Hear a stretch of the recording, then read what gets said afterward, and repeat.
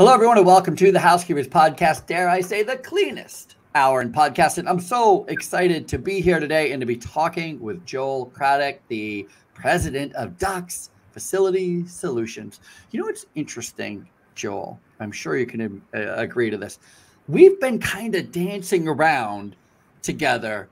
Yes. You know, like we've been in the same hemisphere, but never quite connecting as directly as this. Until today. Seemingly for years, though, right? Like, correct. I've been doing this almost 37 years. So yeah. But I'm saying, like, when I don't even know when I first heard of you or when you first came into my consciousness, but it was a long time ago. I was like, oh, okay. I understand, because you're doing a lot of the same things that I'm doing, which is you're an educator, right? Yep. And a lot of times when you're posting pictures and videos and things, it's you teaching people about cleaning operations in a classroom. And here I am, the idiot on the nursing wing, trying to show somebody how to run them up. I'm like, I need a classroom. How do you get a classroom? You rent a big enough building. Is that what it is? Yeah. I've never got a classroom. People who want to do it, and have me at a place that has a classroom or a large conference room. And that's only one of the two businesses I own, because I also own a commercial cleaning company. You do? I didn't know you also had a commercial cleaning company. So you're not just a consultant, you're also a business owner. That is correct. It's a rare thing. A lot of people go like, well, a consultant, then why can't you do it yourself? People who consult are people who don't want to do it themselves. Can't usually do the job, is what they say, right? Yes. I totally take offense to that, because I know. First and foremost, I am an educator, right? Like my whole thing is I love to teach. Yep. And so could you imagine if there weren't people who didn't like to teach? You would never learn anything. Well, it's funny, because when I took my certification classes about 7 years ago, and I sat in class and I was the guy who thought he was the know-it-all. And then I started not saying anything, because I realized the way that I've been taught for 20 some years, most of it was wrong. So it was like the whole class was very eye-opening to myself. And what was the certification on? What was the class? The ISSA Cleaning Management Institute certifications. It was their train the trainer class, and Marion Ivy was the gentleman who was the class instructor, and it was out in Las Vegas. And I had a wonderful time there. And I'm not even a gambler, so, but when I realized the first day of class that I didn't know half of the content that was taught, I spent the rest of the time not in class reading and studying the textbooks, because it was that wild that I'd been in the industry so long. And yeah, I kind of was showed things and they were kind of right. But when you get to best practices and the way that you're supposed to do things and the right procedures, realized that I didn't really know what I was doing. So I started this company, a little over 8 years ago. It'll be 9 years in January.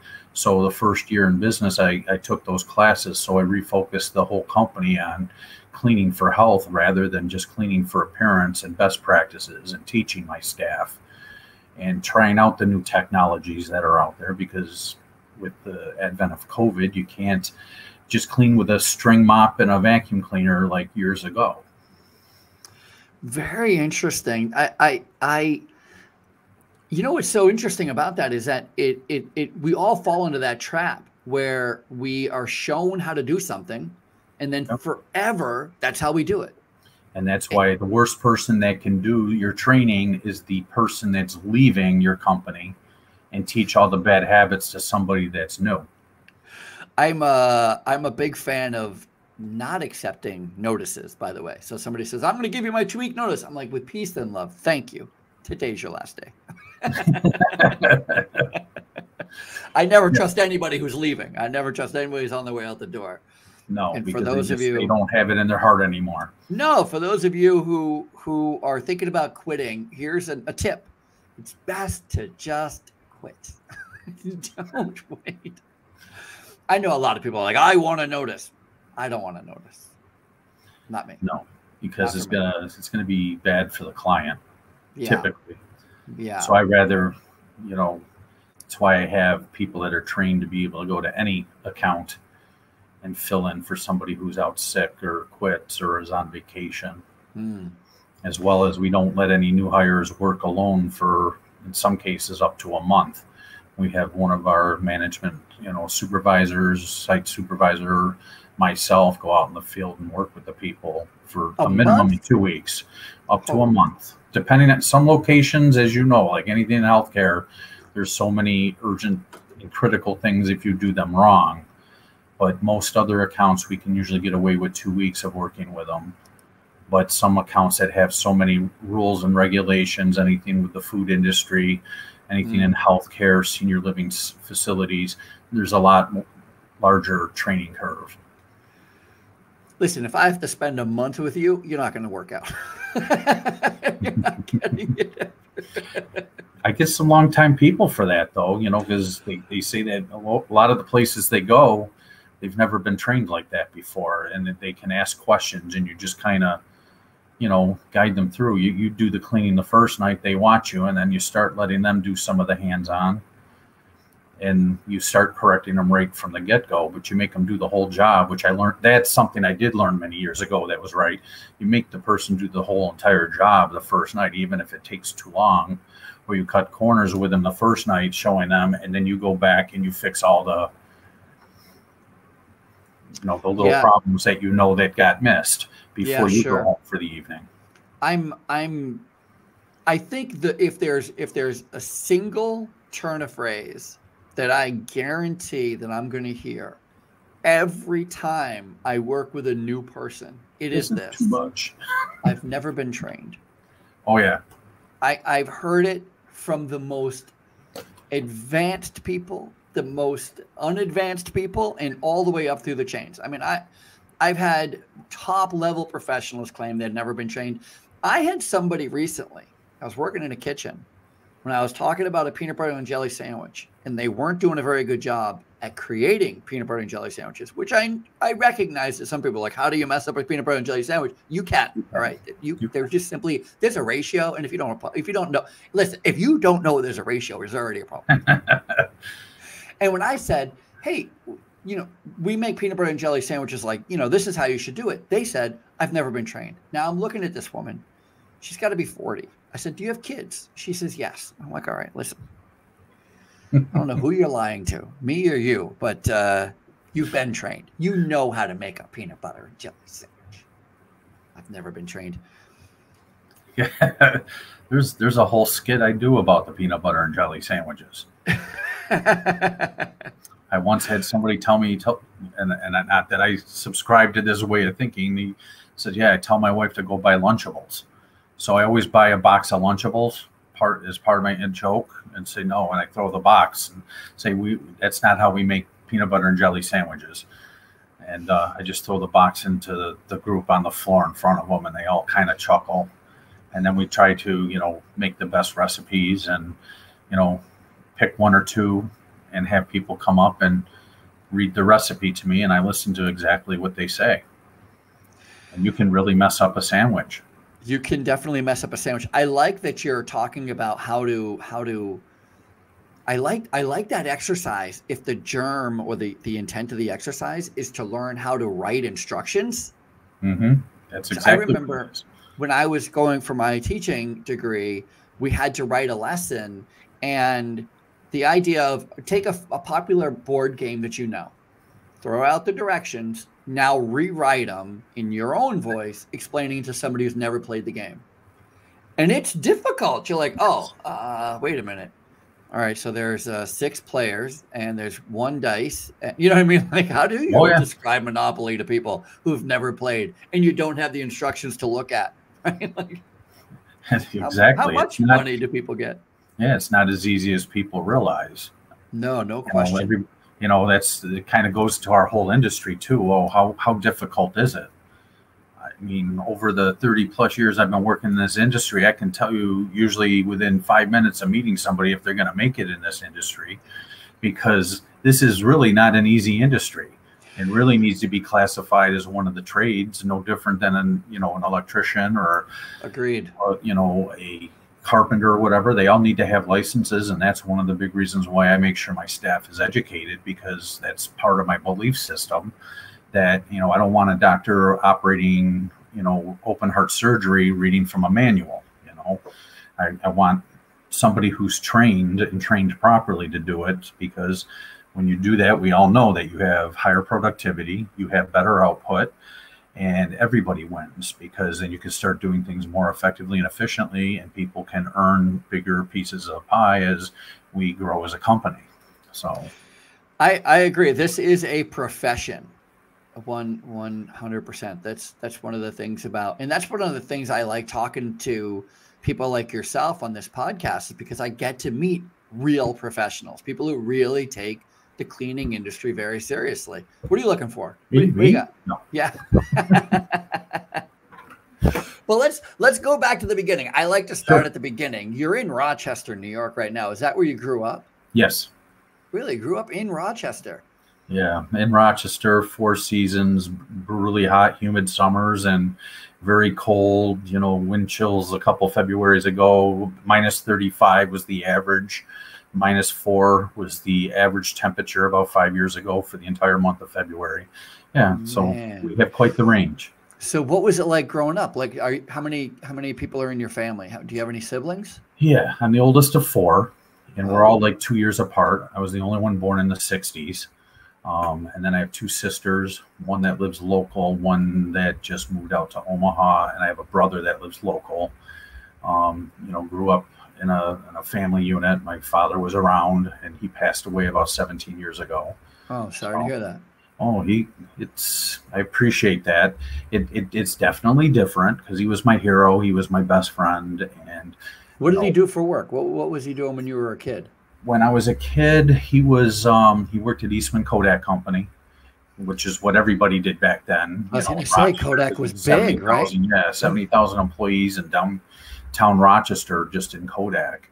Yeah. And he worked as he wasn't quite an engineer. I forget what the title was. He was like one step below an engineer, and did a lot of computer programming before computer programming became big. And then when his division closed down, because he worked in film production, and as that kind of weaned away to digital in 1986, then he was hired in their R&D department and traveled through the Northeast to some of their larger places, looking and doing research with customers on some new films that they were coming up with. Yeah, it seemed like Kodak really resisted. As a company, they really resisted to the digital era. And I think I've read that was really what undermined them, right? They weren't able to keep up with that next.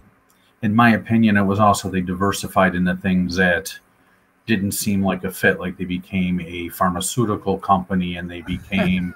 Is that wrong? Pharmaceutical.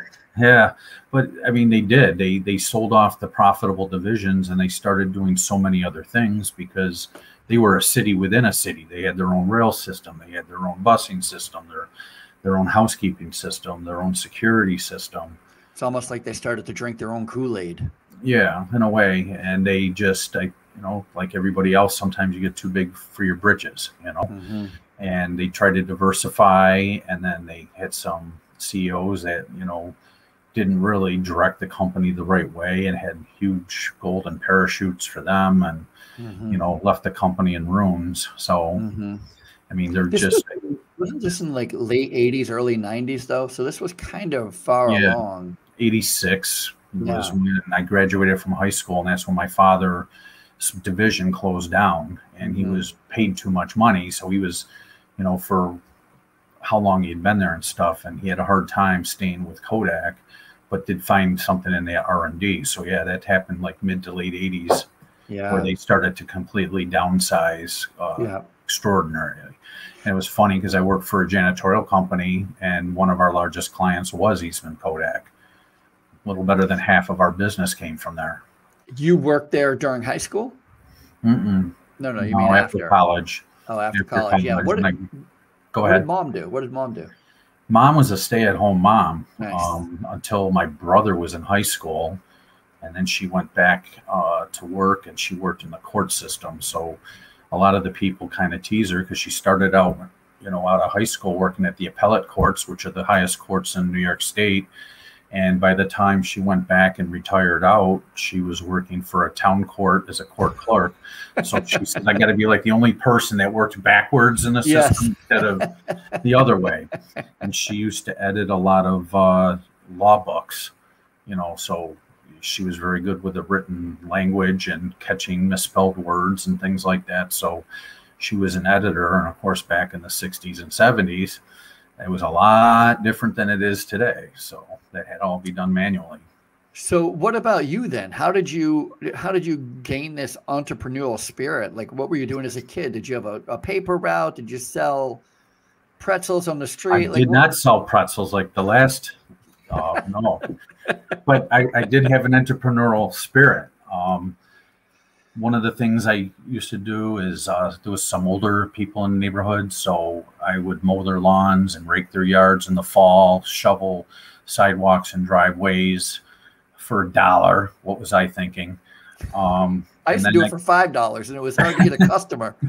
People would be legit going, I think I could drive over it, Oh, yeah, I'd get stuck.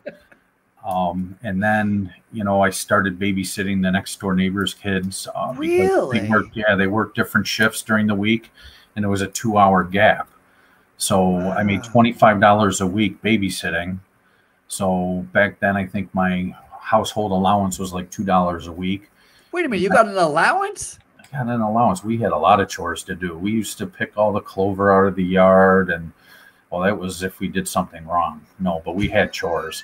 I had chores too. I had zero allowance. How dare you?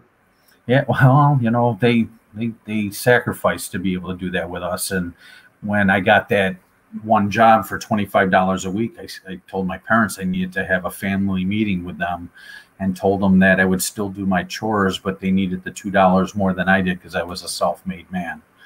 So, how old were you? Oh, God, I was probably 14. I love it. Good for you.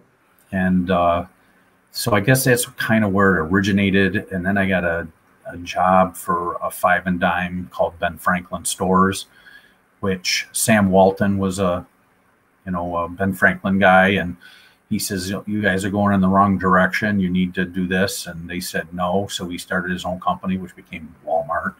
So I guess he kind of knew better than Ben Franklin. Well, Ben Franklin Stores anyway.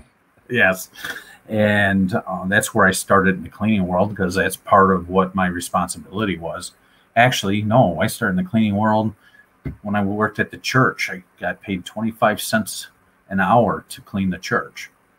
How often were you cleaning the church? Once a week. So was it after church, after Sunday service? It was actually before Saturday service, so that it was clean for the weekend. Okay. So I would clean it for a quarter an hour, and it would take me about 4 hours to clean the church and the rectory and You clean the rectory too? All the common areas, not the priest's quarters, but the entryway, the kitchen where his office where he would meet with any of the congregation or whatever. Mm-hmm. So it was just the first floor areas that we did. But yeah, it took me about 4 hours to do all that.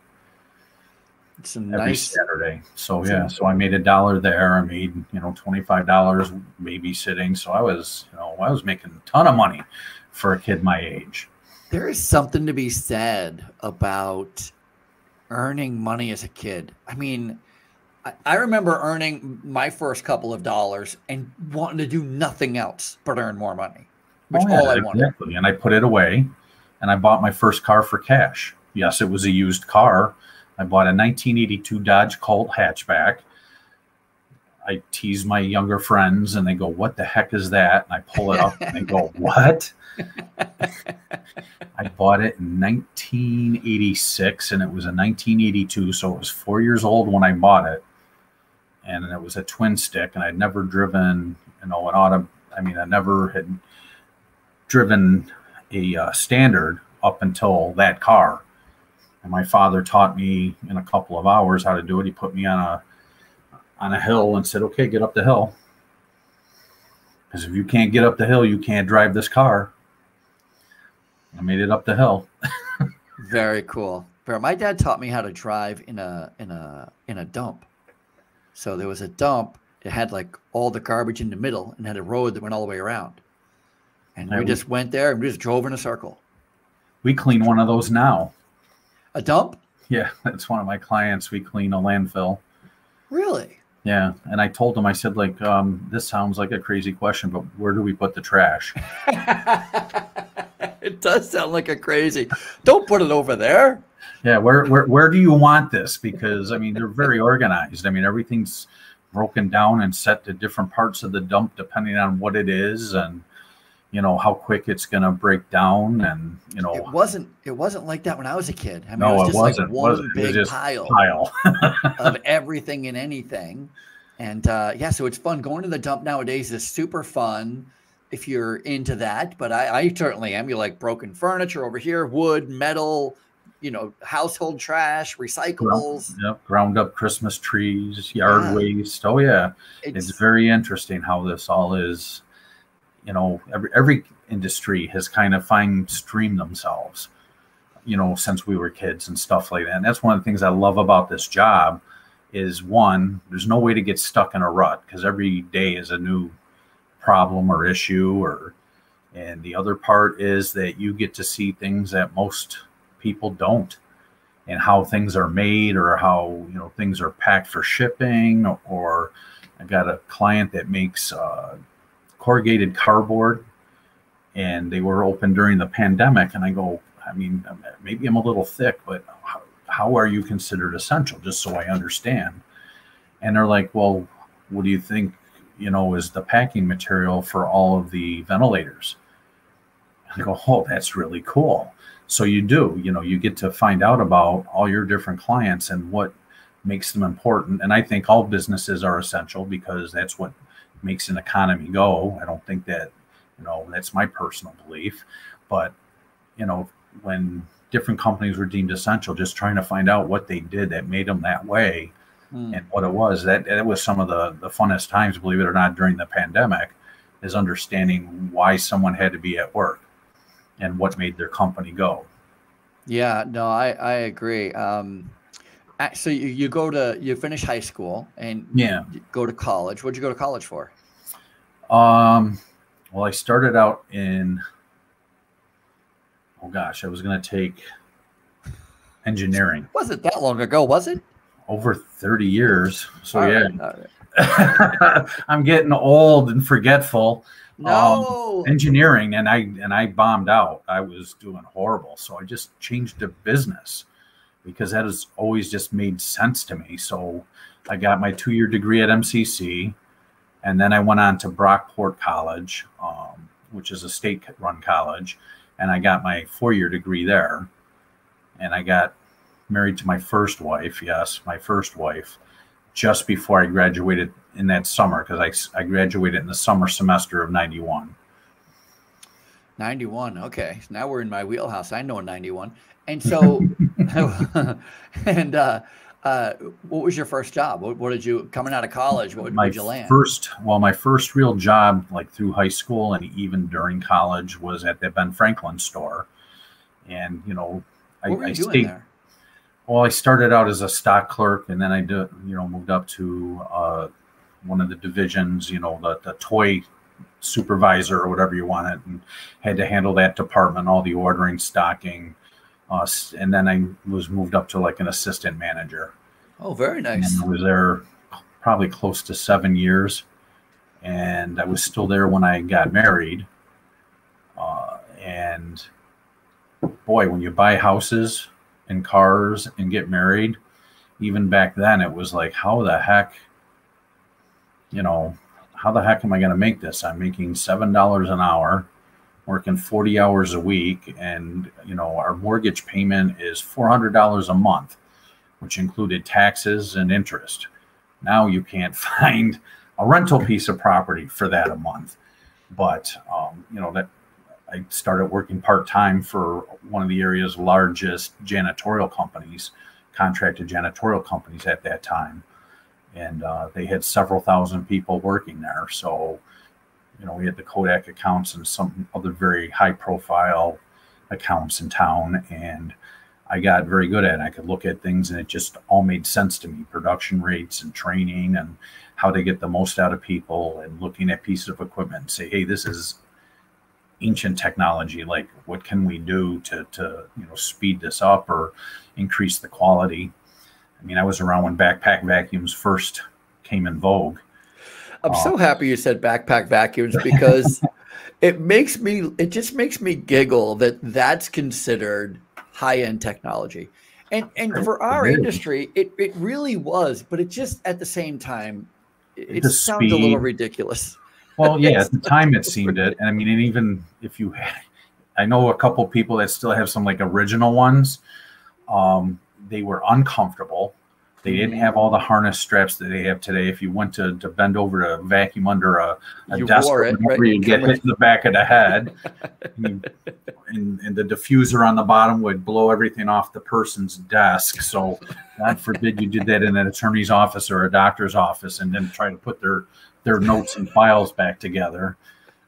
Yeah, it's a fun time. I remember. It's any paper was not safe. You just paper going. There's no dusting problem. We went through with a backpack.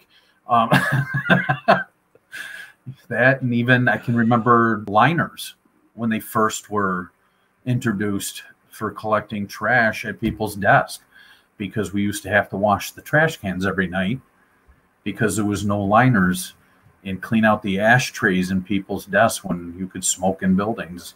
And then, recycling came up and you had to pick not only the trash, but the recycling. So I can remember having company meetings about how are we going to do this? Our clients are saying they're not going to pay more, and that's twice as much work. And, and we had to come up with some ingenious contraptions in order to make it work. I see the trend, and I've actually seen it for some years now, since 2007, 2008, 2009, a large trend, especially in hotels, where we've gone away from using can liners. We just went back to cleaning out garbage cans because two reasons. One, let's be honest, most people don't dirty a garbage can. Most trash is self-contained. Yes. But, and most of it's paper. If it's in an office, you might have the random coffee cup. But if you can, beg, borrow, and steal a lid before that makes the trash, that's half your battle. Do you know what I mean? Like, but trash bags are so expensive, or they ebb and flow with the price of oil so much that I remember we just decided to get away from it. The ice storm they had in Houston, that deep freeze, that ruined the plastic market completely in the U.S. Yeah. And people don't realize how big an impact I think that the overall pandemic has had on cleaning companies. And then when you include some of the world events that have happened between deep freezes in areas that don't freeze typically, the hurricanes, the tornadoes that went through the Midwest last year and things like that, it's really hurt a lot of industry that was trying to get back on their feet. And that's had, worldwide implications. Even today, trying to buy any type of equipment that's got any type of a circuit board in it, you're looking at sometimes months to be able to get some of that stuff from your distributors because they can't get them. Yeah. This is not in the same realm, but during the end of 2020, I was trying to get brakes for my bicycle. And I know it sounds ridiculous, but they couldn't get the rubber. Like, they're like, nobody has rubber. It's like, there's a shortage on rubber. There's certainly nobody's getting rubber. What, are you crazy? All the insulation that goes in on refrigerators and freezers and in cars and all that type of stuff, because all of those polymers that are made were all made down in Houston. And like 90% of what's used in the U.S. came from there. So it was like, I think people are starting to realize how the market, not just worldwide, but even within our own country, is tied together. Yeah, the supply and demand is as a matter of fact, I think if there's a side hustle to be had right now, it is in transportation. If you're willing to deliver something for someone, including people, right, for Uber or whatever, or food or parts, or transport to people, there's just too much where transportation needs and not enough transporters. Absolutely. like you said, even taking people to the doctor or whatever, lift line around here, medical lift line. It's just not enough people. They're talking about the National Guard running the bus system, potentially take students to school because so many people have quit. That is insane. Yeah, and the National Guard might be called up to be our new nurses and other medical people in New York State because they had that mandate that went into effect today. If you're not vaccinated, you can't work. And I can't tell you how many people I know who have decided to switch careers because of that. And I don't even know. I know a lot of people who they're not even anti-vaccination. They're just the whole principle behind it. They're just like, well, it's putting a lot of pressure on those that have been coming to work in an industry that's already in lack of enough nurses and doctors because a lot of them burned out. I know owning a cleaning company that I was on the verge of virtual burnout for myself. Mm-hmm. And, although the company is, growing and bigger than it was before the pandemic, we still have had labor shortages. We've still had supply shortages, unrealistic expectations, based on the fact that, well, this is what you do for a living. Yeah, but I can't get the product that I need to do what you want. Mm-hmm. Well, then figure it out. Well, it's what I do all day long is try to figure it out. Mm-hmm. And there's just, it's been for the small business person in any restaurateurs, no inside dining. You can only do, drive up pickup to, you can't serve alcohol to, you're going to have to buy a snack plus. I mean, the changes have come so fast and furious from local, state, federal government that small business owners, and I'm sure big business owners, too, and their board of directors, their heads have been spinning. Yeah, no question. No question. I just saw a video from a young kid who said that he doesn't want to have to wear a mask at school anymore. And he suggested that what if we set up all the tables so they're set up like a dining room table, you put 4 at a table, because in a restaurant, if you're sitting 4 at a table, you don't have to wear a mask. And so his idea is if you put all the kids at 4 at a table in the classrooms, they won't have to wear masks. But it's true. And the kids are smarter than we give them credit for. When they see certain things, they think that that's the way it is. Yeah, I think when I was 15, I was a really good proponent of calling things stupid that looked and seemed stupid. So, so when did you so you started cleaning? It sounds like you started cleaning quite early, getting right into it. But then how did you start your own cleaning company? How'd that happen? Well, that's let's see. Well, that's a good story. Let's talk about it. Let's talk about it. That's what we're here for. It's a good story is what I'm after.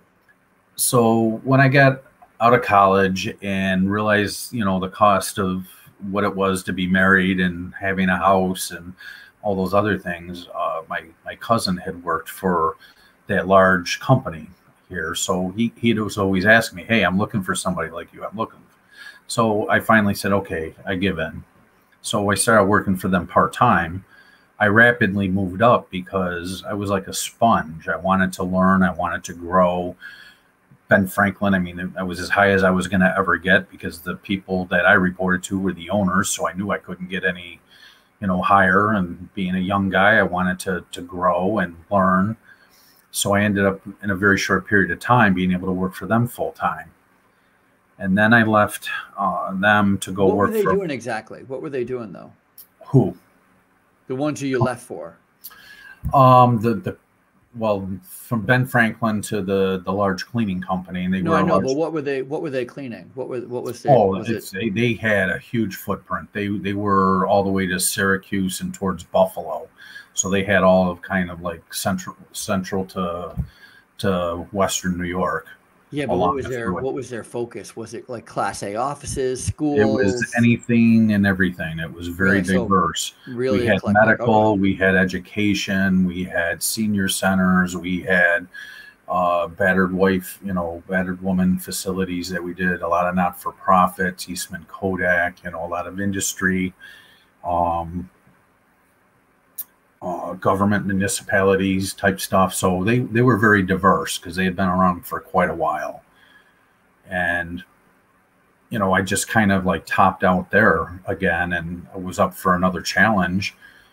And Also, they had lost their largest customer, which was Kodak. They went to a firm from Canada, and the company just was never the same. The whole company culture changed, and then I can relate. When you lose your largest client, it is challenging.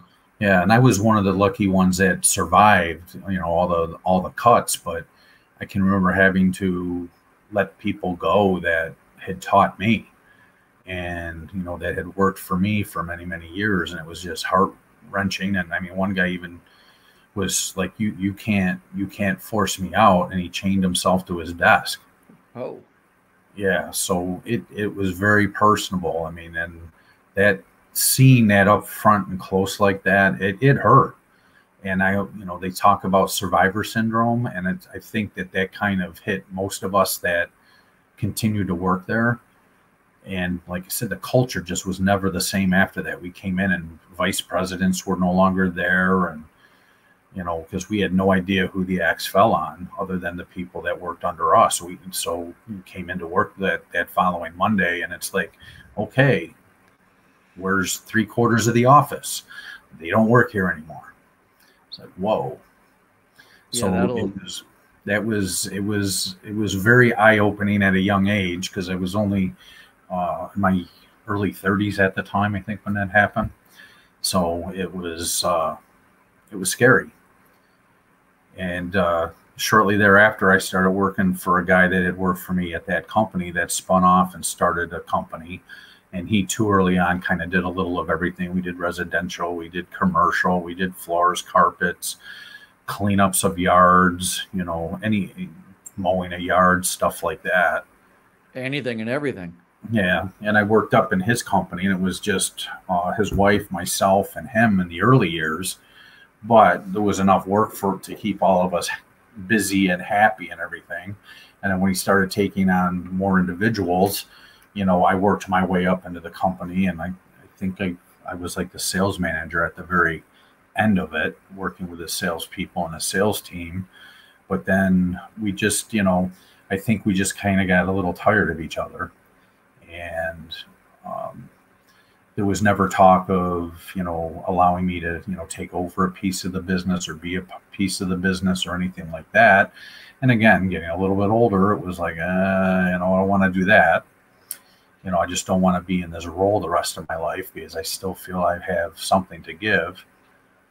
So I left them for a very large franchise system. And I have very strong feelings about franchises in a lot of ways. And I asked the guy, "Is your company like this?" And he said, "No."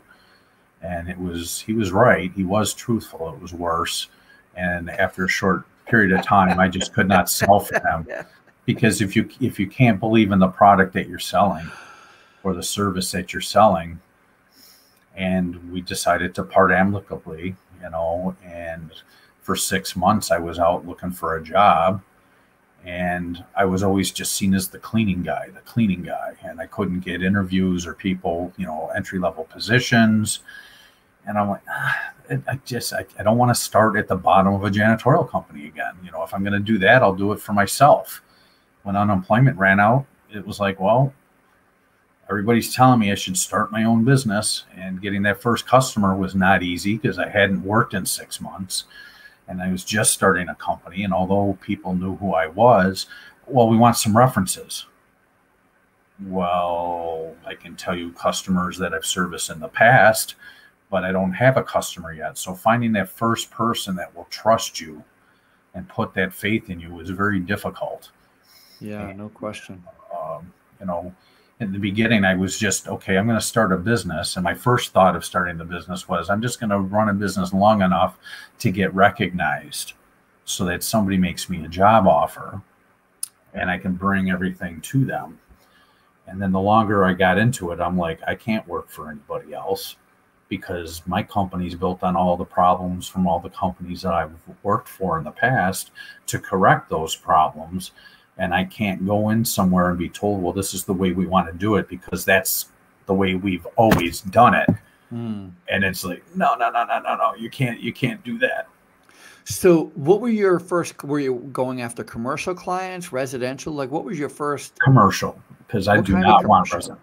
What kind of In commercial? the beginning, it was a lot of smaller offices, maybe up to maybe 10 people in them, a So what were you couple doing? Were thousand you square. just knocking on doors? Were you cold calling? What were you Oh doing yeah. exactly? Well, networking. I belong to a BNI chapter.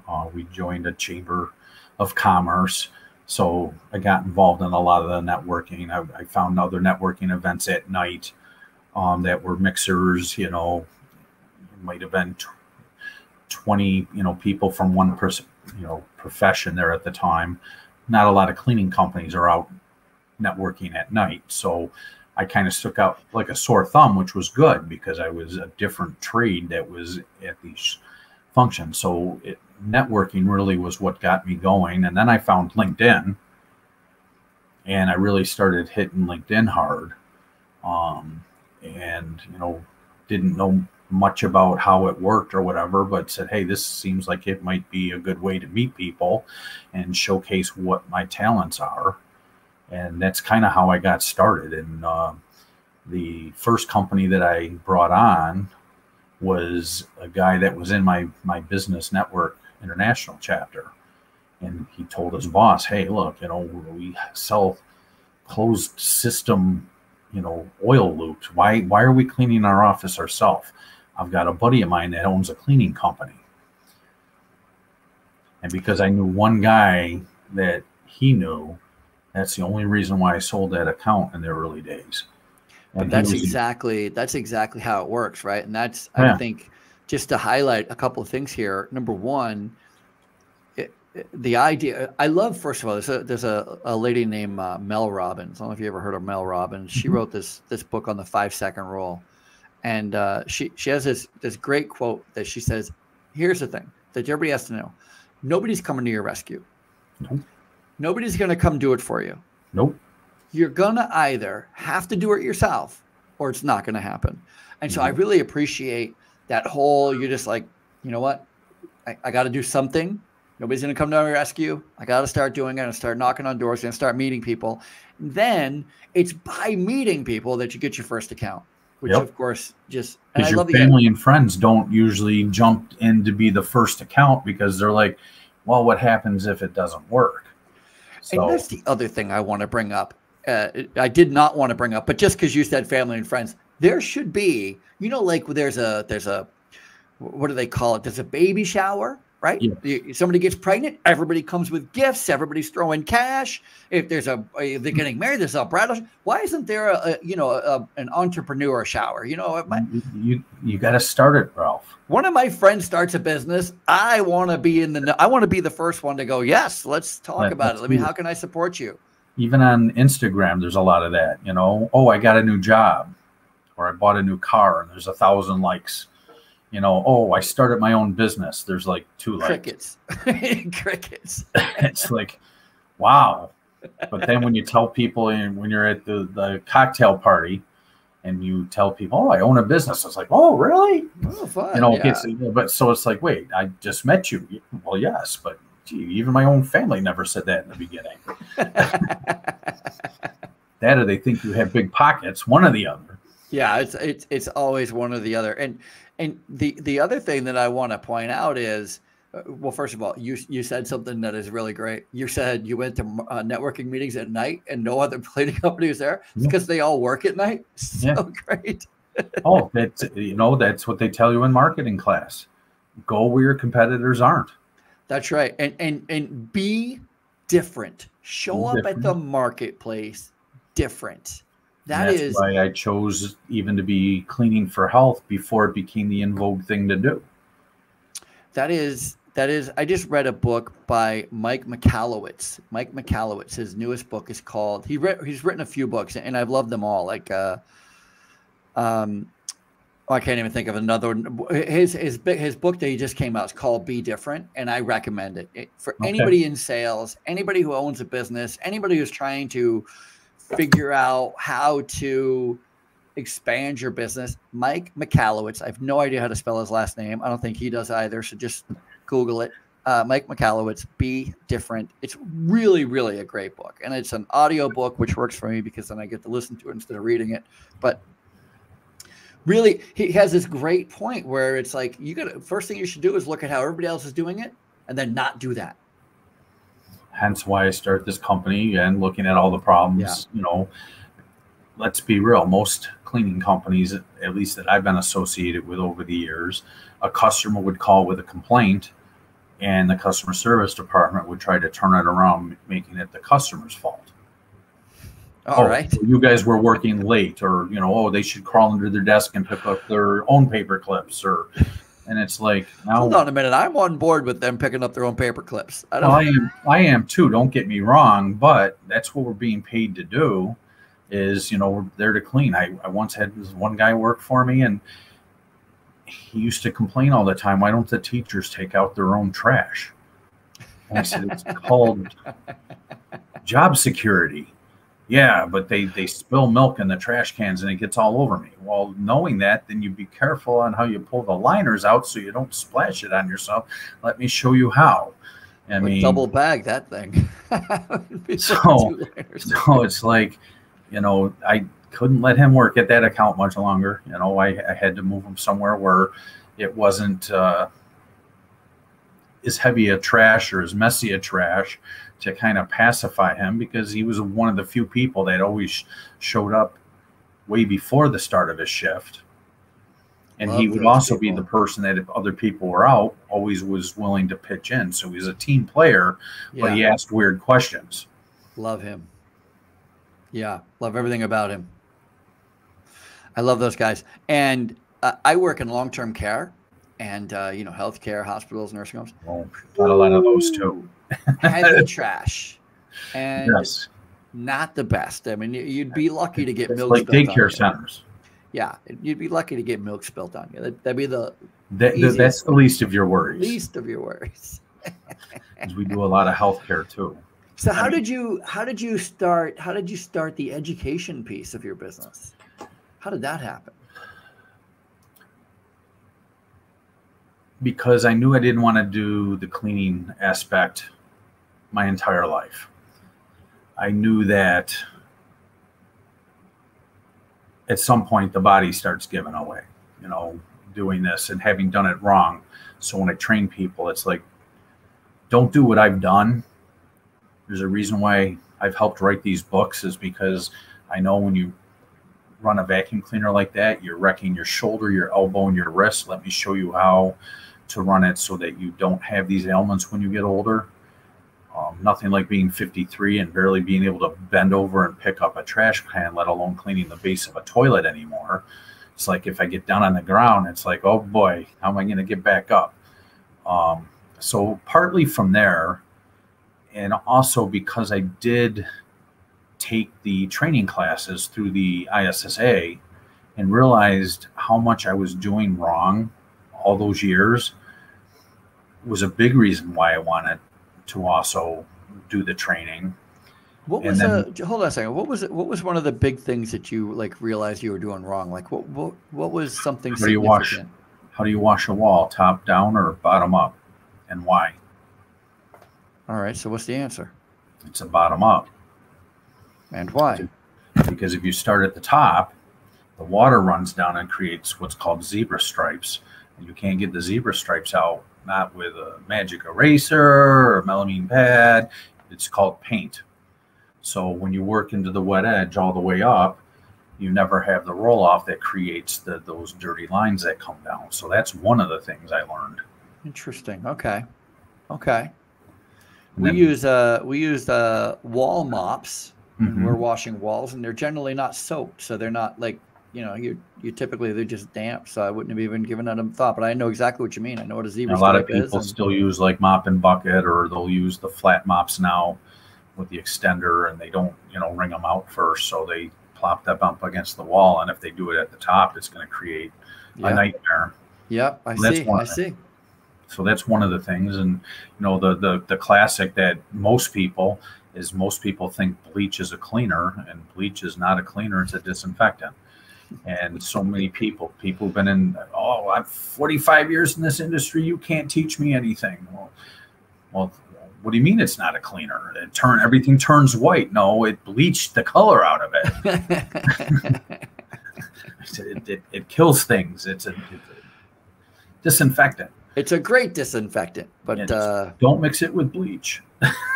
Yeah. No, bleach and ammonia. Don't mix those together. No, we don't use. We've outlawed bleach altogether. We don't use bleach. So do I. I don't allow it in the buildings.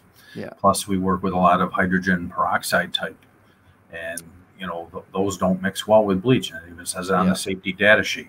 Mm-hmm. So I think our only exception is bleach wipes, and nurses use bleach wipes a lot. So yeah, and that's understandable for what they're using them for. It's not the cleaning staff. Yeah. The custodial staff. So that's how you started it. So you went to ISSA. Are you going to ISSA this year? I am not. I've been all over the country doing a lot of work for ISSA for Sunbelt Rentals this year, where they're doing a lot of the training classes right on site at all the Sunbelt Rentals flooring division. Oh, fun! So I'm speaking at ISSA this year. Ooh, nice. Yeah. I get a vacation off of that this year because I would actually be between two other trainings that I'm doing, and that would have been a little bit on the difficult side to do. I'm talking about the CDC guidelines as it pertains to cleaning healthcare. Which day? The 17th, whatever day that is. No, I mean Tuesday? Which day of the CDC? Oh, we say. Well, I'll tell you what. I'm going to take what I know now and then look up how they changed it that morning. That's smart. That is smart. And the other reason that I started this, the training side, was because when I have three boys, and when the middle child was born and he started growing up and things like that, we started seeing that he was having a lot of delays in his learning. So we got him tested very early. And because I had worked around all kinds of chemicals, and if anybody who's been in this industry more than 25 years knows that guys just never wore personal protective equipment 25, 30 years ago. We were told, not to wear it, if at all, because you were called something a little bit less than a man if you did. So I had my blood tested too. And, doctor says, I got good news and I got bad news. Well, what's the good news? Well, the good news is your son has broad spectrum autism. That's the good news. Well, what's the bad news? You have more chemicals in your body than an embalmed person.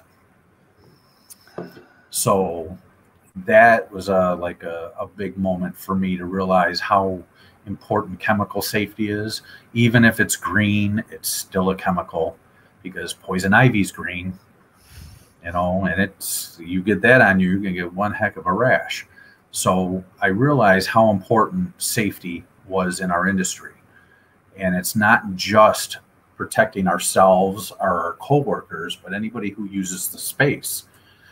And so I've had a big commitment on the part of, making sure that everybody's safe and making clean environments, but safe environments for those that work there, visit, places that we go shop, our own homes.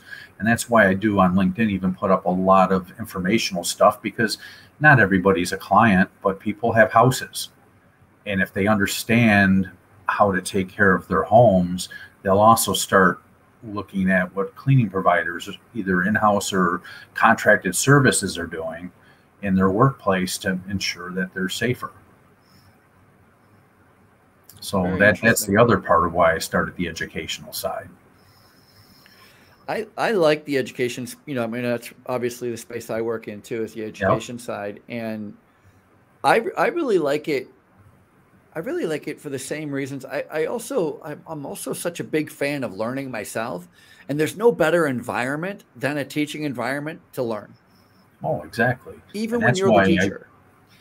I love that. And being in a lot of these Sunbelt rental locations, getting my hands on some of the newest equipment, the autonomous, concrete grinders and all that type of stuff, and working with people and showing them how to use them, or the big ride-on sweeper scrubbers. I mean, it's just amazing, that there's just so much out there that people that are, first starting their businesses out of their own homes sometimes don't realize how much is still out there to learn. And the last, I'd say probably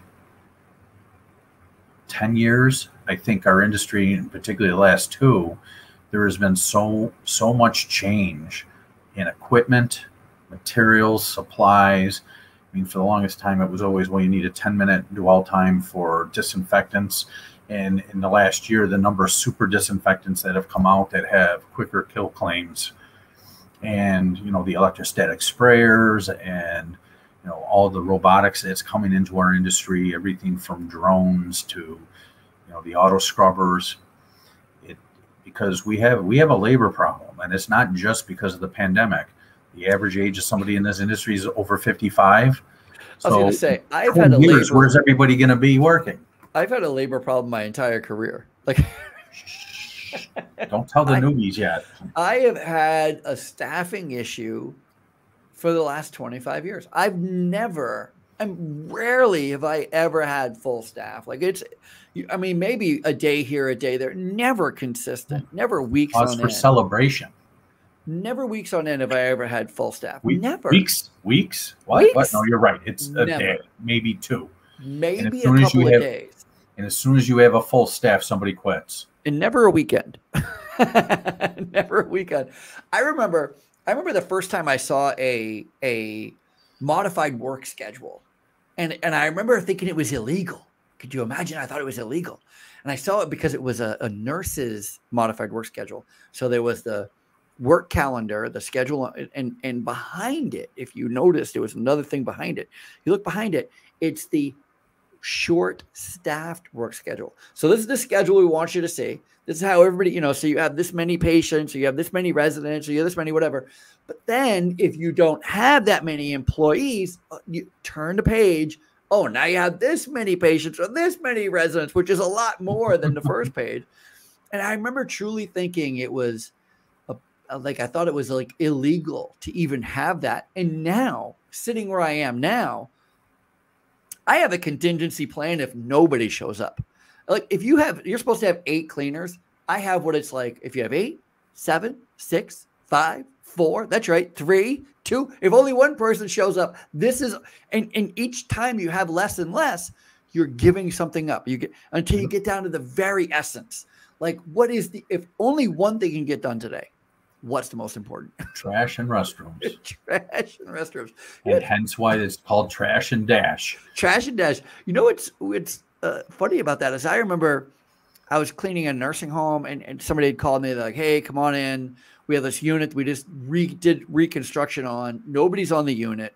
We just need somebody to come out here and give us a hand. We want to clean up. It's like construction cleanup for a nursing home.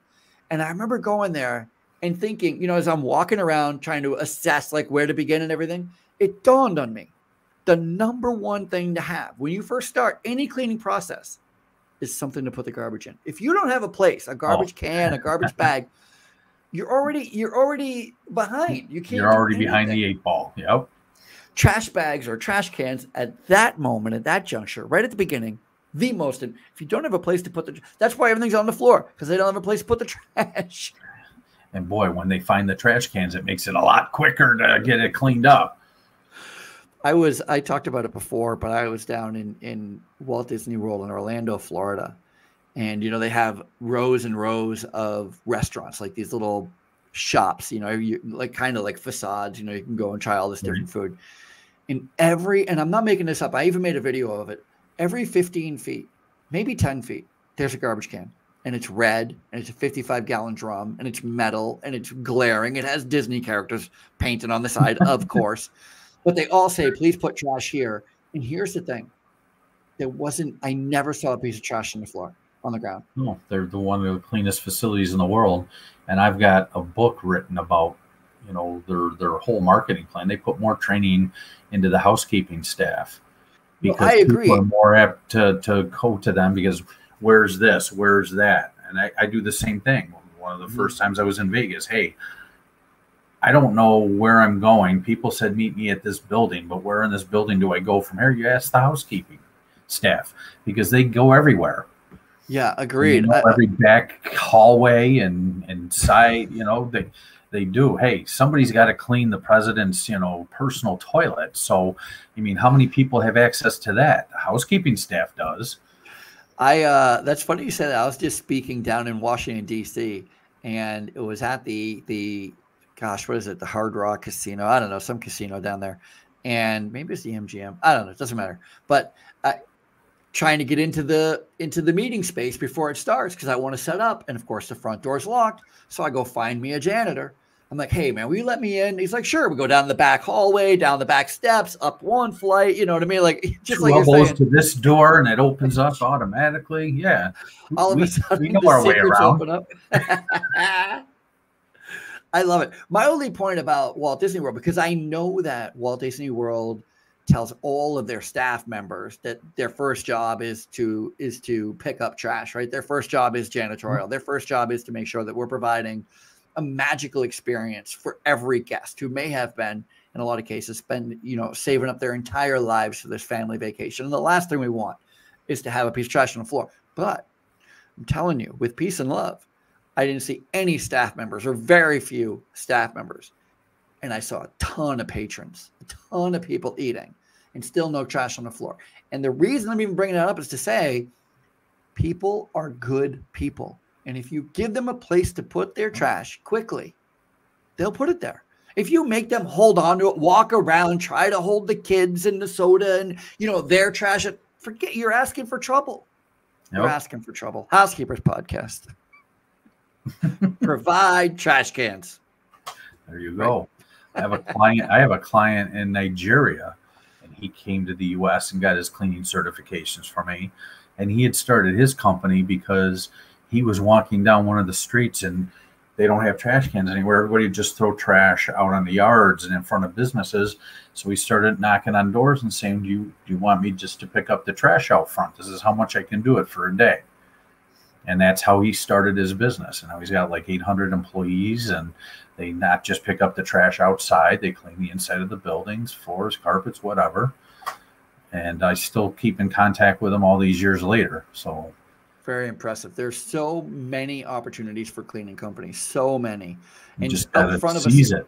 Agreed. And out front of a store, it is the parking lot. I mean, I can't. Every place I go to, I'm like, they don't have anybody cleaning the parking lot here. Nobody's cleaning. If anybody wants a job, there's nobody cleaning the parking lot. That's how you become your client's best advocate, is that you fill their needs. Agreed. Well, thank you so much for being on today. It's been a lot of fun just getting to know you and talking shop. It's been really fun. How do people get a hold of you? When do your classes run? How do people attend your class? Well, they can on my website. Have you written a couple of books? What are those? I haven't written any books yet. Everybody tells me I have to. I've got some in my brain. I know. Sit down. Staffing problems. Tap. You staffing. So how do people get a hold of you to take your class and get certified by you? How do they do that? They can send me an email at joel@docsfs.com. Phonetically, that's David Ocean Charlie, Sam Frank Sam.com. Or they can go to my website, which is docsfs.com. And it's Docs as in facility management. Docs facility management. Yeah, Docs Facility Solutions. Yep. Solution. Sorry. That's okay. That's what the second S is for. Not an M. Got it. Yep. And then and the other way is contact the ISSA on their educational page. It usually will put down which person is teaching a certain class. So that's the other way, because I do a lot of work for them. Perfect. And I'll have your website and everything in the show notes, so nobody is confused as I was trying to figure out exactly what. That's why Sam Frank Sam. Sam. Yeah, because it's Docs. Why Docs? Oh, that's a great question. Thank you. My last name's Craddock, obviously. And one of the things that my father told us early on was that your name is one of the most important things. And you should always treat everybody with a lot of respect and use their name. And he says, one thing I'm not impressed with is people call us by the wrong last name. They call us Dex, Ducks, and Dicks. Rarely Docs. So as a testament to my father, It's Docs, and my nickname is the Doc. So a lot of my business friends in the Rochester area here call me Doc. A lot of them on the training circuit call me Doc. So it's kind of, it sticks and I answer to it. I like it. I like it. Docs Facility Solutions, Joel Craddock. Thank you so much for being on the show. That's it for us. If you like today's program, which of course I'm sure you did, I'm sure you had a great time as well as we did, make sure you please pass it along and subscribe and write a review and tell everybody about it. Really help us out. Really appreciate that. Otherwise, thank you, my friend, for being on the show. Really